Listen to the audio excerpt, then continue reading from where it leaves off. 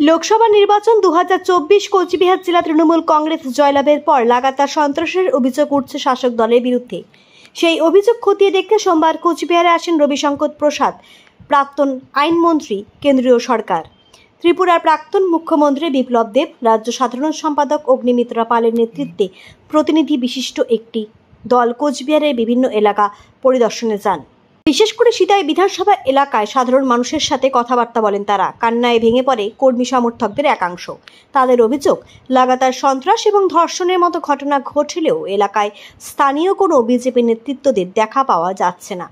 অত্যন্ত আতঙ্কের সঙ্গে দিন কাটাতে হচ্ছে বিজেপি কর্মীদের।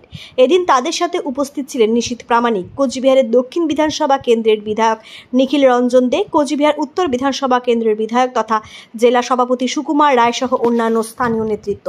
কোচবিহার জেলায় বিজেপি কার্যালয়ে এদিন সাংবাদিক বৈঠক করেন এই প্রতিনিধি দল। তারা শাসক দল তৃণমূল কংগ্রেসের প্রতি ধিক্কার জানিয়ে বলেন, এই ধরনের সন্ত্রাস ভারতবর্ষের অন্য কোনো রাজ্যে দেখা হয়নি। ভোটে হারজিত থাকতেই পারে, তাই বলে সাধারণ মানুষের ওপরে এই ধরনের অত্যাচার কখনোই মেনে নেওয়া যাবে না। এই প্রসঙ্গে কেন্দ্রীয় সরকারের কাছে রিপোর্ট পেশ করবেন বলেও তারা জানিয়েছেন এই প্রতিনিধি দলের সদস্যরা। পাশাপাশি এদিন পুলিশ প্রশাসনের প্রতিনিধির সাথেও বাকবিতণ্ডায় জড়িয়ে পড়েন অগ্নিমিত্রা পাল।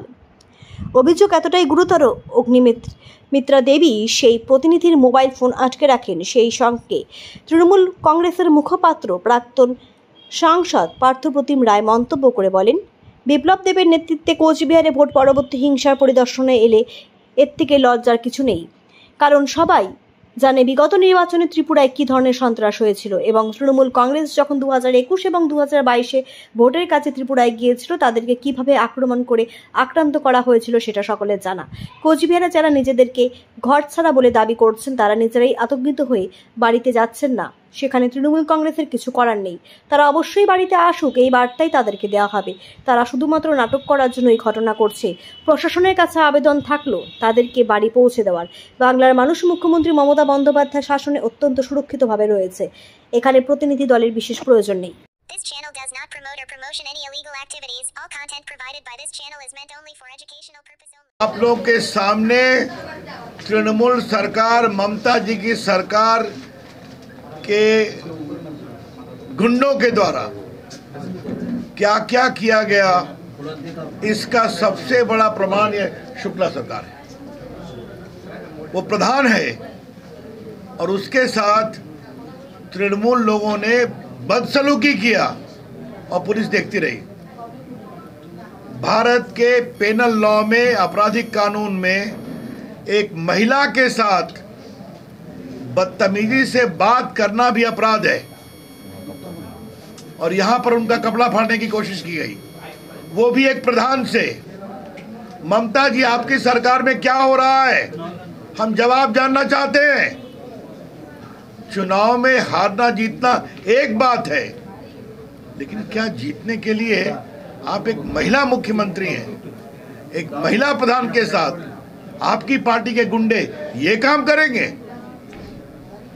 एक हम शेड्यूल कास्ट के नेता से मिले, वो रो रहा है, किसी के धान के खेत को काट दिया गया। ये कौन से डेमोक्रेसी की बात करती हैं आप? कहती हैं संविधान को बचाना है। संविधान तो सबसे अधिक आपके प्रदेश में समाप्त हो रहा है। ममता जी, ये अपने घर नहीं जा सकते।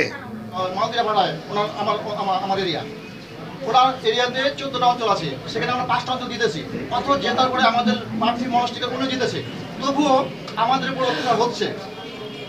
কেমন হতে হচ্ছে, আমরা যে 5টা অঞ্চল, আমরা বিজেপি শাসিত অঞ্চল আছে, সেই অঞ্চলগুলোকে ওরা এনি হাম যে কোনোভাবে ওরা চাচ্ছে যে ওরা ওই তৃণমূলের আওতায় আনার জন্য প্রধানকে, উপপ্রধানকে এবং পঞ্চায়েত সদস্যকে ওরা চাপ দিচ্ছে, লোক দেখাচ্ছে, ভয় দেখাচ্ছে এবং বাড়িতে বাড়িতে গিয়ে রাত্রে রাত্রে গিয়ে চাপ মানে ভয় দেখাচ্ছে।